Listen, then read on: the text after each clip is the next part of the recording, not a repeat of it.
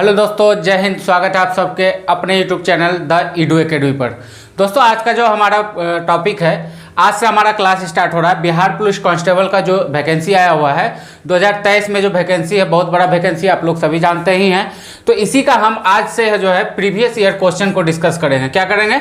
तो previous year में जो भी इंपॉर्टेंट क्वेश्चन है, जीके जीएस का जो भी इंपॉर्टेंट है उसको हम यहाँ पे डिस्कस करेंगे। और साथ ही साथ जो है स्टैटिस्टिक्स जीके जीएस, यानी उससे जो रिलेटेड जो भी कंटेंट होगा, जो इंपॉर्टेंट है, क्वेश्चन बन सकता है, उसको भी हम यहाँ पे डिस्कशन करेंगे। तो आपका ज़्यादा समय न लेते हुए चलिए आज का हम क्लास शुरू करते हैं। और क्लास शुरू करने से पहले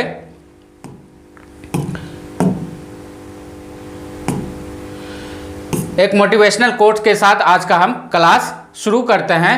तो ये है कि दर्द गम डर जो भी है बस तेरे अंदर है।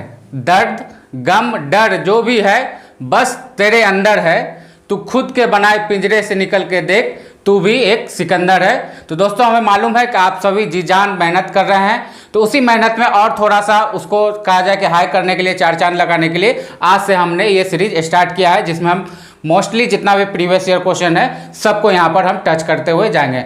आज का जो हमारा है वो फायरमैन का जो मार्च में जो एग्जाम हुआ है 2022 में, उसका ये पेपर हम यहाँ पे आज डिस्कशन करने वाले हैं। तो चलिए शुरू करते हैं और देखते हैं पहला क्वेश्चन से।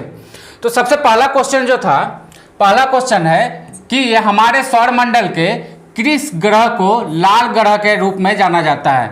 मतलब हमारे सौरमंडल में जितने भी ग्रह हैं उनमें से किस ग्रह को लाल ग्रह के रूप में जाना जाता है। तो इसका जो सही आंसर आता है वो है मंगल, यानी मंगल ग्रह को जो है लाल ग्रह के रूप में जाना जाता है। अब इनसे जुड़े कुछ फैक्ट्स की बात कर ले तो सबसे पहला फैक्ट्स ये है कि हमारे सौरमंडल में कुल 8 ग्रह हैं। कितने हैं? कुल 8 ग्रह हैं हमारे सौरमंडल में। बृहस्पति ग्रह सबसे बड़ा ग्रह है। 8 ग्रहों में बृहस्पति ग्रह जो है सबसे बड़ा ग्रह माना जाता है। और बृहस्पति को पीला ग्रह भी कहते हैं। बृहस्पति को पीला ग्रह भी कहते हैं। आप सभी देखते भी होंगे, इसीलिए कहता है कि भारत का अध्यात्म और साइंस दोनों एक तरह से जुड़ा हुआ है। आप लोगों के घर में भी कोई कभी बृहस्पति भगवान का पूजा वगैरह किया जाता है तो उसमें प्रसाद के रूप में जो है पीले रंगों का प्रसाद और पीले रंग का वस्त्र को ज़्यादा तवज्जो दिया जाता है, ज़्यादा मान्यता होती है। तो इसलिए जो है कहा जाता है अध्यात्म और साइंस दोनों जो है साथ साथ चलते हैं। यहाँ पर देख लेंगे साइंस भी कहता है कि बृहस्पति जो ग्रह है उसे हम पीला ग्रह के रूप में जानते हैं। और सबसे बड़ा ग्रह भी कौन सा है? बृहस्पति है। बुध ग्रह सबसे छोटा है। कौन सा ग्रह? बुध ग्रह जो है वो सबसे छोटा है और ये सूर्य के सबसे नजदीक है। सूर्य के सबसे नजदीक ग्रहों में बुध ग्रह है। नेक्स्ट है कि शुक्र ग्रह को पृथ्वी की जुड़वां बहन कहा जाता है। शुक्र ग्रह को पृथ्वी की जुड़वां बहन कही जाती है। नहीं चलो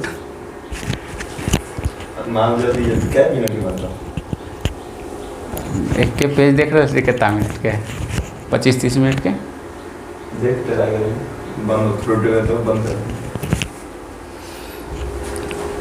चलिए अब नेक्स्ट क्वेश्चन की ओर जाते हैं। नेक्स्ट क्वेश्चन देख लें।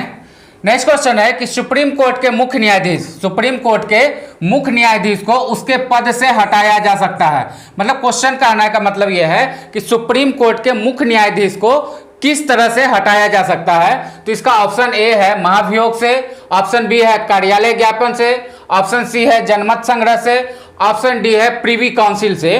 तो इसका जो सही आंसर है कि सुप्रीम कोर्ट को जो है अति को महाभियोग के द्वारा हटाया जा सकता है। क्या करके?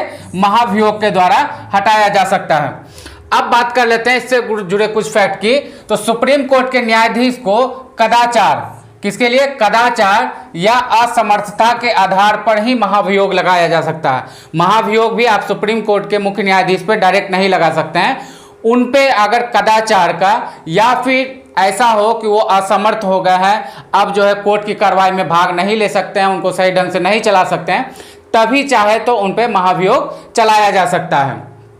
नेक्स्ट है कि संसद के दोनों सदनों के उपस्थिति और मतदान करने वाले सदस्यों के 2/3 बहुमत, कितना बहुमत चाहिए? तो संसद के जितने भी सदस्य हैं और जो मतदान करने वाले सदस्य हैं उनका 2/3 कम से कम बहुमत चाहिए उनका उन पे महाभियोग लगाने के लिए। राष्ट्रपति द्वारा ही न्यायाधीश को पद से हटाया जा सकता है। राष्ट्रपति ही जो है उनको क्या, बहुमत पास होने के बाद राष्ट्रपति के ऑर्डर पर ही न्यायाधीश को हटाया जा सकता है। कहाँ? सुप्रीम कोर्ट के। सुप्रीम कोर्ट के न्यायाधीश की सामान्यतः 65 वर्ष की आयु तक जो है क्या रहता है, उनका कार्यकाल रहता है। 65 वर्ष की आयु तक वो पद धारण कर सकते हैं। जैसे ही उनका 65 वर्ष की आयु खत्म हो जाएगी, उन्हें जो है पद त्याग करना होगा या फिर उन्हें रिटायरमेंट दे दिया जाता है। क्लियर है? आगे बढ़ते हैं, नेक्स्ट क्वेश्चन देख लें। नेक्स्ट क्वेश्चन है कि अल नीनो शब्द जो है क्या है? अल नीनो शब्द क्या है और कहां से लिया गया है? तो ऑप्शन ए है चीनी शब्द है अल नीनो, ऑप्शन बी अंग्रेजी है, ऑप्शन सी स्पेनिश है, ऑप्शन डी है फ्रेंच। तो इसका जो सही आंसर है, अल नीनो जो शब्द है वो स्पेनिश शब्द है। कौन सा है? स्पेनिश शब्द है, यानी स्पेनिश वर्ड है ये। तो अल नीनो का जो सबसे शाब्दिक अर्थ कहा जाए कि इसका मीनिंग क्या होता है, छोटा बच्चा। अल नीनो का क्या मतलब होता है? छोटा बच्चा। अगर बात कर ले कि इस नाम को पेरू के मछुआरों द्वारा दिया गया था। अल नीनो शब्द का शाब्दिक अगर हिंदी में बात की जाए तो छोटा बच्चा को कहा जाता है। और बात की जाए कि अल नीनो शब्द को किसने दिया, तो ये जो है पेरू के मछुआरे हैं, जो बिल्कुल किसके लिए? बाल ईसा मसीह जो थे, उनका जो बाल रूप था, उन्हीं में उनको अल नीनो कहा जाता था। क्या कहा जाता था? अल नीनो कहा जाता था। तो क्लियर है, अल नीनो शब्द कहाँ का है? तो ये स्पेनिश है और इसका जो हिंदी में शाब्दिक अर्थ छोटा बच्चा होता है। और सर्वप्रथम कहाँ प्रयोग किया गया था? तो पेरू के मछुआरों द्वारा बाल ईसा मसीह के लिए, यानी छोटे रूप में जब थे ईसा मसीह, तो उनके लिए किया गया था। क्लियर? आगे बढ़े, नेक्स्ट क्वेश्चन देख लें। किसानों द्वारा एक वर्ष में 3 विभिन्न फसलें उगाने के पीछे मुख्य कारण क्या है? किसान जो है एक तरह से कहा जाए कि मिश्रित खेती क्यों करते हैं? मतलब हर साल एक ही प्रकार का खेती नहीं करते हैं, एक साल में जो है 3 खेती क्यों करते हैं? तो इसका जो मुख्य कारण क्या है, इसी के बारे में क्वेश्चन है। तो ऑप्शन ए इसमें पूछ रहा है कि सुविकसित सिंचाई के लिए, ऑप्शन बी है कृषि खास की उपलब्धता के लिए, ऑप्शन सी है सरकारी कृषि नीति के लिए, ऑप्शन डी है उच्च उपज किस्म वाले बीजों की उपलब्धता के लिए। तो इसका जो सही ऑप्शन है, इसका ऑप्शन बी जो है सही है कि कृषि खास की उपलब्धता के लिए। अब चलिए इसके फैक्ट की बात कर ले कि फसल चक्र सिद्धांत न अपनाने से उपजाऊ भूमि का क्या हो जाता है? क्षारण हो जाता है। मतलब उसमें जो है कमियां आनी स्टार्ट हो जाती है, जीवाश्म की मात्रा में कमी हो जाती है, भूमि में लाभदायक जीवों की कमी हो जाती है, जो मतलब कहा जाए कि मित्र कीट के रूप में हम जिन्हें जानते हैं, जिससे हमारे फसलों को जो फायदा होता है। तो अगर हम फसल बदल बदल के नहीं लगाते हैं, एक ही फसल लगाते हैं, एक ही तरह का पेस्टिसाइड की यूज करते हैं, तो वो जो मित्र कीट है, मित्र कीड़े हैं, वो भी उसमें मारे जाते हैं। इसलिए फसलों को बदल बदल के किया जाता है। हानिकारक कीट जो है पतंगों का बढ़ावा हो जाता है। तो इसीलिए मेनली जो है कि ताकि उपज समानता बनी रहे, खेतों की उर्वरा शक्ति बनी रहे, इसीलिए किसान जो है एक वर्ष में 3 प्रकार की खेती करने को जो है ज़्यादा मतलब बढ़ावा देते हैं। क्लियर है? आगे बढ़े, नेक्स्ट क्वेश्चन देख ले कि अमेरिका के स्वतंत्रता संग्राम के नेता कौन थे? अमेरिका के स्वतंत्रता संग्राम के नेता कौन थे? ऑप्शन ए है Martin Luther, option B George Washington, option C Abraham Lincoln, option D George Bush. जिसका जो सही आंसर है वो है option D George Bush. George Bush जो है अमेरिकी स्वतंत्रता संग्राम के जो है मुख्य नेताओं में से गिने जाते हैं। इसी के कारण जॉर्ज बुश जो है अमेरिका के प्रथम राष्ट्रपति भी बने थे। क्या बने थे? अमेरिका के प्रथम राष्ट्रपति कौन बने थे? तो जॉर्ज बुश जो है अमेरिका के प्रथम राष्ट्रपति बने थे। अमेरिका की आज़ादी की बात कर ले तो वर्ष 1776 ईस्वी में जो है अमेरिका को आज़ादी मिली। किससे मिली? तो ब्रिटेन से। आप जानते हैं कि ब्रिटेन जो है बहुत सारा उपनिवेश जो है करके रखा था, बहुत सारे देशों पे एक तरह से कब्जा करके रखा था। तो अमेरिका भी उसका एक हिस्सा था, जिससे जो है 1776 में उन्हें छुटकारा मिला। शुरुआत में अमेरिका भी ब्रिटेन का क्या था? उपनिवेश था, जिस तरह से भारत भी एक उपनिवेश था। किसका? ब्रिटेन का। क्लियर है? आगे बढ़े, नेक्स्ट क्वेश्चन देख लें। नेक्स्ट क्वेश्चन है कि अमेरिका में नागरिक अधिकार, किसके लिए? नागरिक अधिकार आंदोलन किसके द्वारा शुरू किया गया? अमेरिका में नागरिक अधिकार आंदोलन किसके द्वारा शुरू किया गया? ऑप्शन ए है Martin Luther King, option B है Nelson Mandela, option C Washington, option D है जॉर्ज लुइस। क्या नाम है? John Lewis. तो इसका जो सही आंसर है option number A Martin Luther King. कौन? Option number A Martin Luther King जो है अमेरिका में नागरिक अधिकारों की लड़ाई लड़ने वालों में मुख्य नेताओं में शामिल है। प्रारंभ में अमेरिका जो है ब्रिटेन का उपनिवेश था। उस दौरान अमेरिकी नागरिकों के साथ नस्लीय भेदभाव किया जाता था। मतलब काला गोरा का जो भेदभाव होता था, जातीय रूप से भेदभाव होता था, रंगों के आधार पर भेदभाव होता था, और तथा उन्हें मतदान करने का भी क्या था, अधिकार प्राप्त नहीं था। मतलब अमेरिकी जो है अपने यहाँ का नेता चुनने के लिए भी मतदान नहीं कर सकते थे। कब? 1776 से पहले, क्योंकि अमेरिका को आज़ादी कब मिली? 1776 ईस्वी में।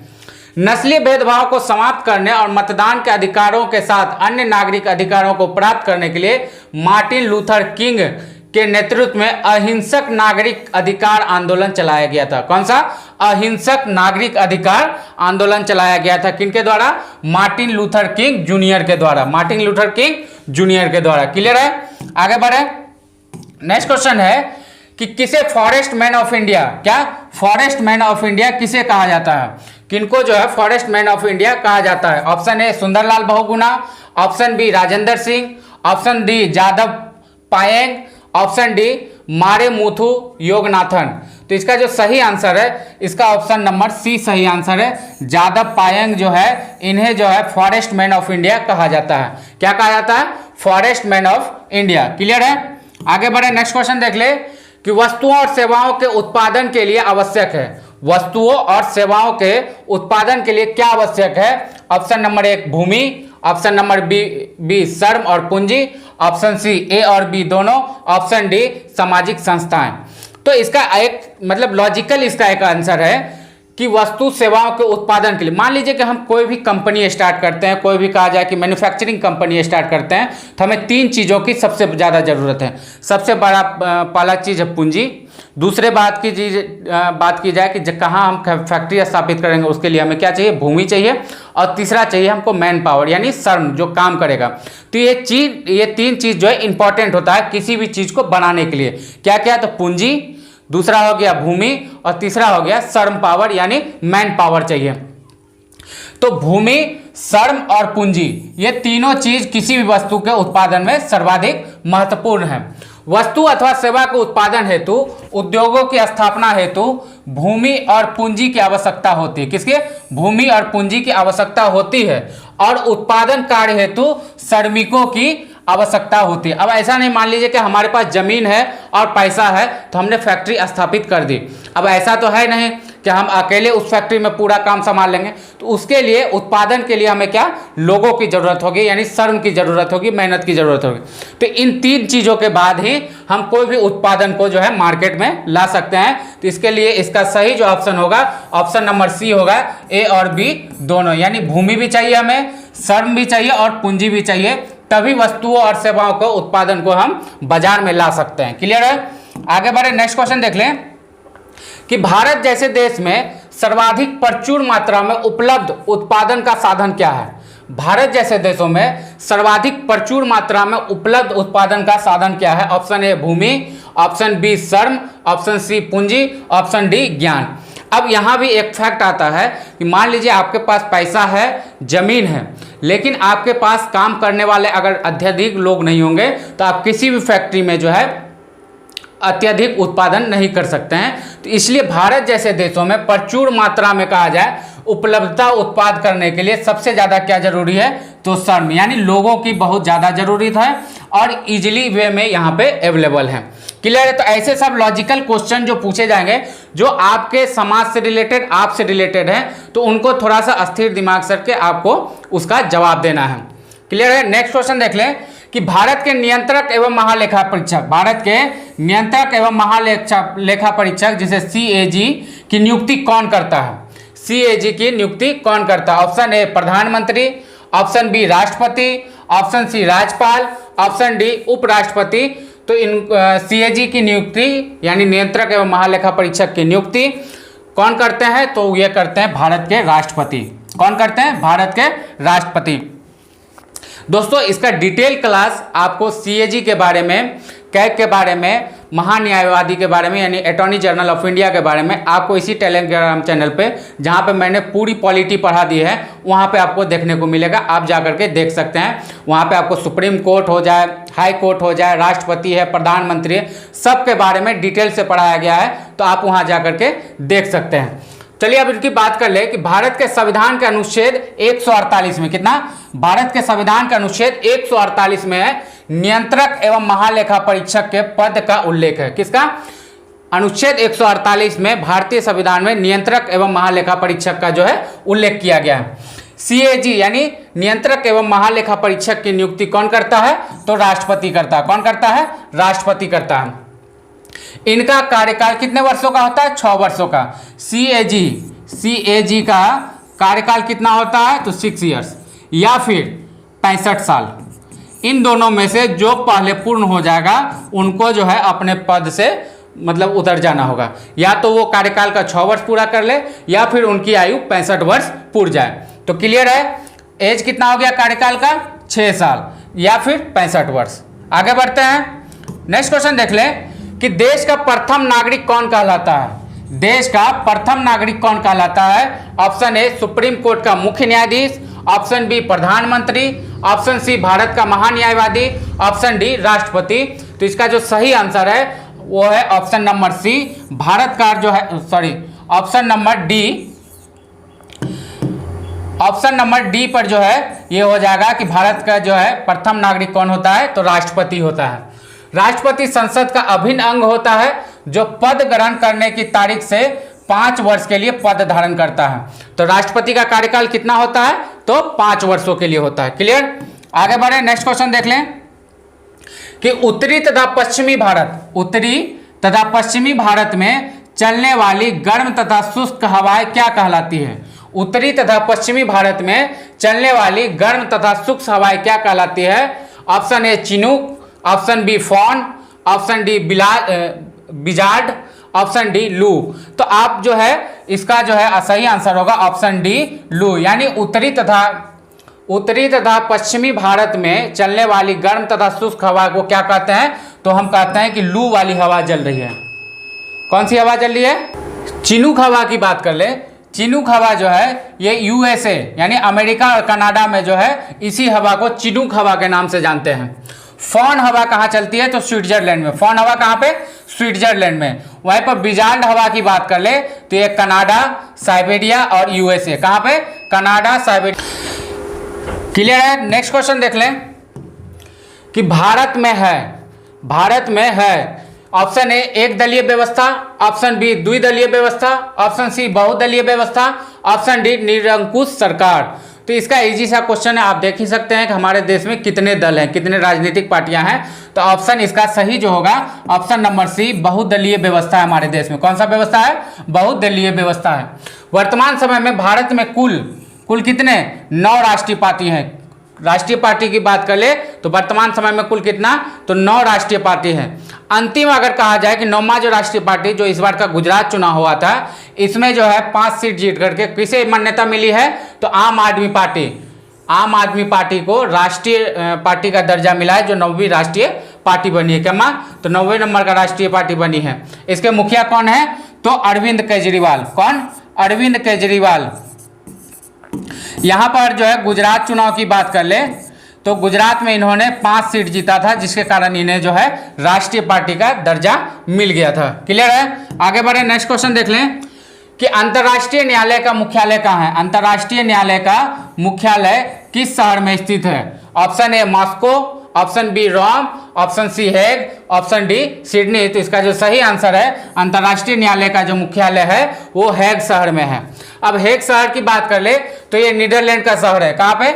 नीदरलैंड में ही हेग शहर है। वहीं पर अंतर्राष्ट्रीय न्यायालय का जो है मुख्यालय है। और अंतर्राष्ट्रीय न्यायालय भी किसका? संयुक्त राष्ट्र संघ का एक अंग है। अंतर्राष्ट्रीय न्यायालय भी किसका? संयुक्त राष्ट्र संघ का एक संघ है। क्लियर? आगे बढ़े। नेक्स्ट क्वेश्चन देख लें। नेक्स्ट क्वेश्चन है कि बस्तर आंदोलन में किसकी भूमिका प्रमुख थी? बस्तर आंदोलन में किसकी भूमिका प्रमुख थी? Option A Gundadhur, option B Jatra Bhagat, option C Mangal Pandey, option D Birsa Munda. तो आप इसमें देखेंगे मंगल पांडे सिपाही विद्रोह 1857 उसके लिए इन्हें ये विख्यात हैं। बिरसा मुंडा जो है आदिवासी आंदोलन जो हुआ था झारखंड के क्षेत्रों में, वर्तमान में झारखंड, उस समय बिहार और बंगाल झारखंड सभी एक थे। तो उस समय जो है तो एक तरह से कहा जाए कि मुंडा विद्रोह जो हुआ था आदिवासी विद्रोह था, उनके ये नायक थे। तो बस्तर आंदोलन के जो मतलब कहा जाए कि नायक थे वो उनका नाम था गुंडाधुर। क्या नाम था? गुंडाधुर जी जो थे वो बस्तर आंदोलन के क्या थे? प्रमुख थे। गुंडाधुर ने अंग्रेजों के खिलाफ भूमकाल विद्रोह भी शुरुआत किया था। कौन सा विद्रोह? भूमकाल विद्रोह भी शुरुआत किया था। भूमकाल विद्रोह जो था वो जल, जमीन और जंगल से जुड़ा हुआ एक विद्रोह था। किससे? जल, जंगल और जमीन से जुड़ा हुआ विद्रोह था। कौन सा? भूमकाल विद्रोह। क्लियर है? आगे बढ़ते हैं, नेक्स्ट क्वेश्चन देख लें कि मयूरभंज खाने, मयूरभंज खाने, खाने मतलब खाने वाला मत सोच लीजिएगा, जो खदान होता है उसके बारे में बात हो रहा है कि मयूरभंज खदान जो है किसके लिए जानी जाती है? ऑप्शन ए कोयला, ऑप्शन बी तांबा, ऑप्शन सी लो अयस्क, ऑप्शन डी सोना। तो इसका जो सही आंसर हो जाएगा ऑप्शन नंबर सी, मयूरभंज जो खान है या खदान है वो लो अयस्क के लिए जाना जाता है। और ये कहाँ अवस्थित है? तो ये उड़ीसा राज्य में। कहाँ पे? ओडिशा में, उड़ीसा में, उड़ीसा राज्य में मयूरभंज जो है खदान है। ओडिशा में लो अयस्क की खानों में गुरु महसीना साहनी और बादाम पहाड़ी, ये दो खान भी जो है काफी मशहूर है। बादाम पहाड़ी भी कहाँ पे? उड़ीसा में है। और गुरु मही साहनी, गुरु मही साहनी ये भी खदान कहाँ पे है? तो उड़ीसा में। ये भी दोनों किससे संबंधित है? तो लो अयस्क से संबंधित है। क्लियर? आगे बढ़े, नेक्स्ट क्वेश्चन देख ले। के सिवान अध्यक्ष थे, के सिवान अध्यक्ष थे जिनके कार्यकाल में वर्ष 2019 में चंद्रयान 3 को जो है चंद्रयान 2 को लॉन्च किया गया था। तो ये कहाँ के? ये सिंपल सा क्वेश्चन है। तो ये जो है इसरो के अध्यक्ष थे और काफ़ी कहा जाए कि तस्वीर भी इनका काफ़ी वायरल हुआ था जब जो है कनेक्शन टूट गया था चंद्रयान का। तो इनके बारे में अगर बात करें, के सिवान का पूरा नाम क्या है? कैलाशी विदु। क्या नाम है? कैलाश वादिव सिवान। इन्हीं के अध्यक्षता के कार्यकाल में वर्ष 2019 में भारत में चंद्रयान 2, कौन सा? चंद्रयान 2 लॉन्च किया गया था। अगर वर्तमान समय की बात करें तो वर्तमान में एस सोमनाथ, वर्तमान में इसरो का अध्यक्ष कौन है? तो एस सोमनाथ जो है वर्तमान समय में इसरो के अध्यक्ष है। क्लियर? नेक्स्ट क्वेश्चन देख ले। भारत की जलवायु, भारत की जलवायु है कैसी? ऑप्शन ए उष्ण कटिबंधीय, ऑप्शन बी उष्ण कटिबंधीय शुष्क, ऑप्शन सी उष्ण कटिबंधीय मानसूनी, ऑप्शन डी उष्ण कटिबंधीय अति आंध्र। तो इसका जो सही आंसर है वो है ऑप्शन नंबर सी, उष्ण कटिबंधीय मानसूनी। भारत की जलवायु कैसी है? तो मानसूनी जलवायु है, लेकिन कैसी? उष्ण कटिबंधीय मानसूनी जलवायु है। मानसून शब्द को किस भाषा से लिया गया है? तो ये एक अरबी भाषा का शब्द है। मानसून जो है अरबी भाषा का शब्द है। मानसून का अर्थ होता है वायु की दिशा, मतलब हवा किस दिशा में बढ़ रही है उसी को जो है अरबी में जो है मानसून कहा जाता है।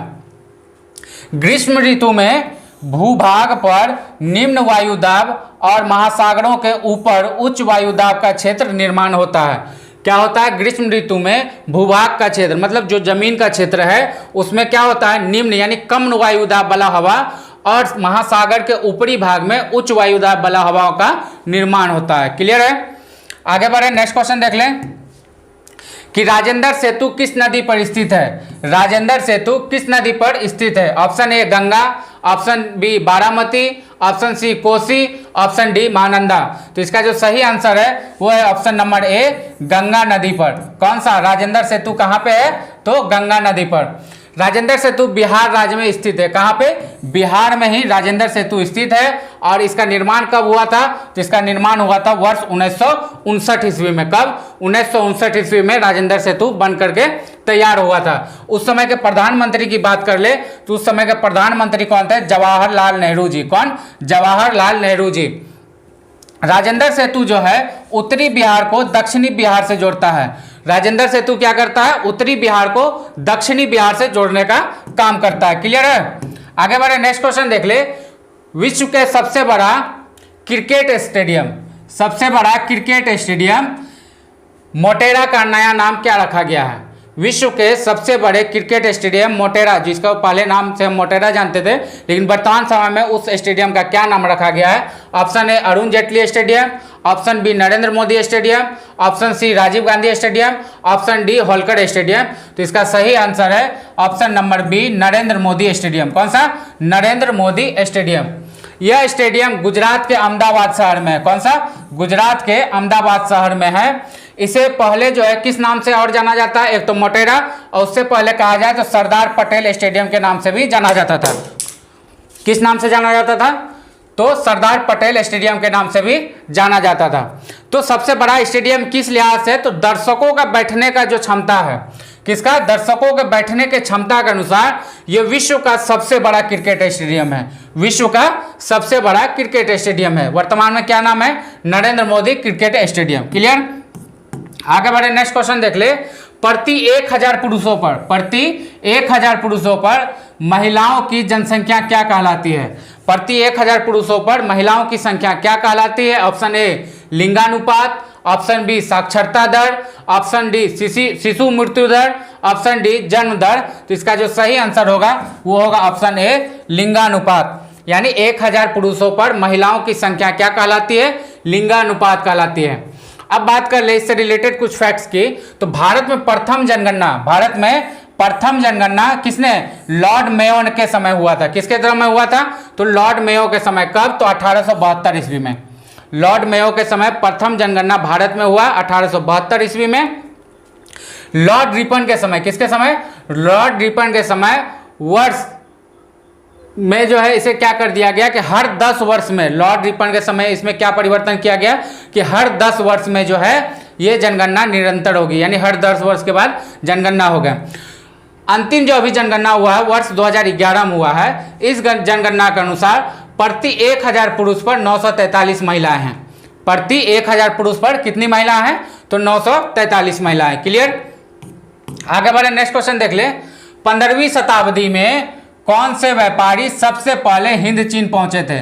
15वीं शताब्दी में कौन से व्यापारी सबसे पहले हिंद चीन पहुंचे थे?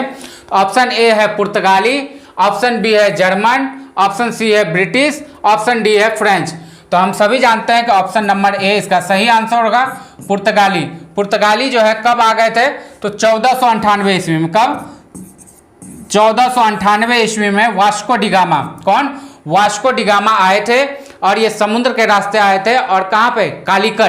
कालीकट में ये उतरे थे, जहाँ पे जो है उनके जो राजा थे जमुरियन, उन्होंने उनका स्वागत किया था।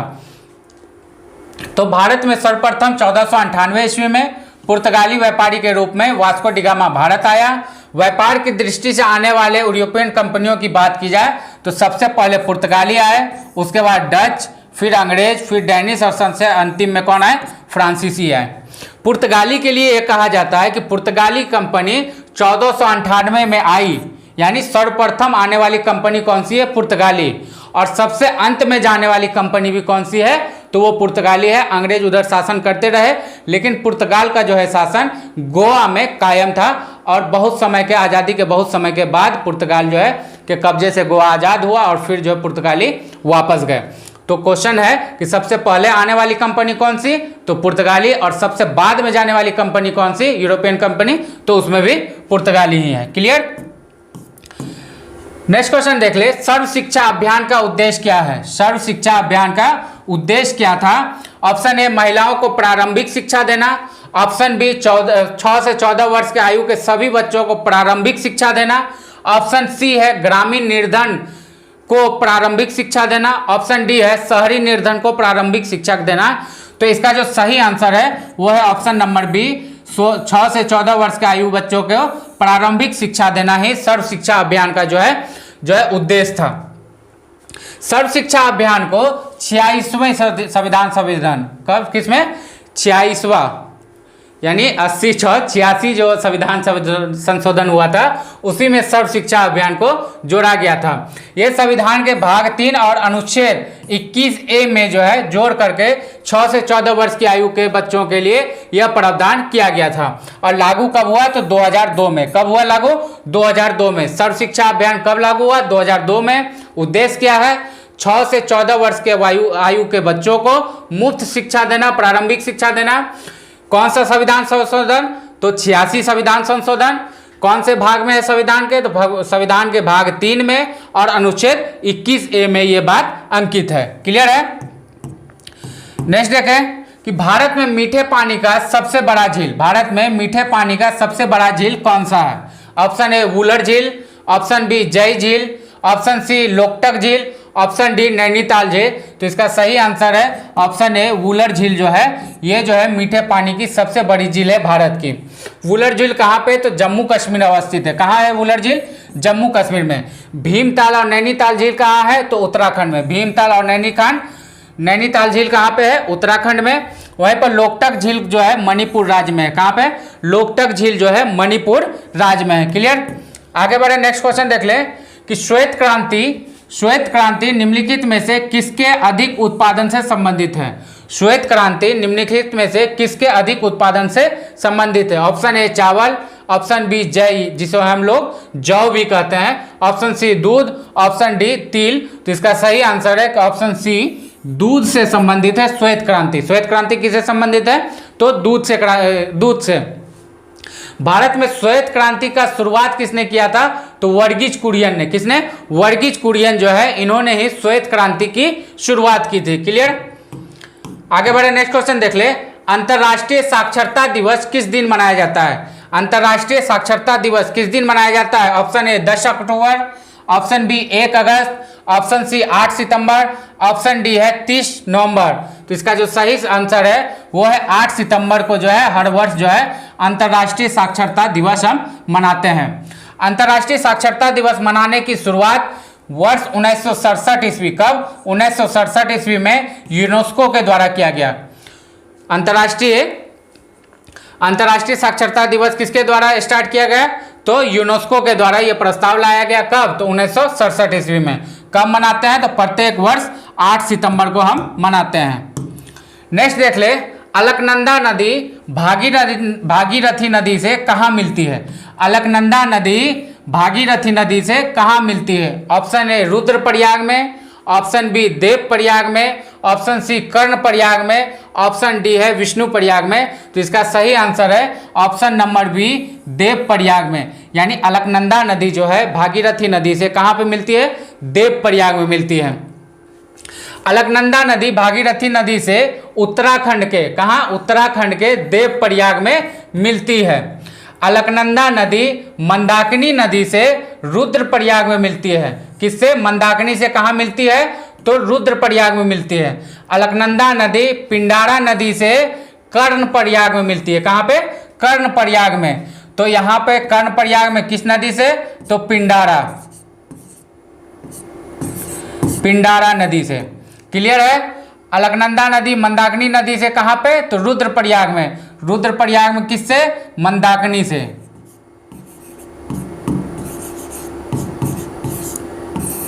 और देवप्रयाग में किससे, तो यहाँ पे देख ही रहे हैं अलकनंदा किससे, भागीरथी नदी से मिलती है। क्लियर है।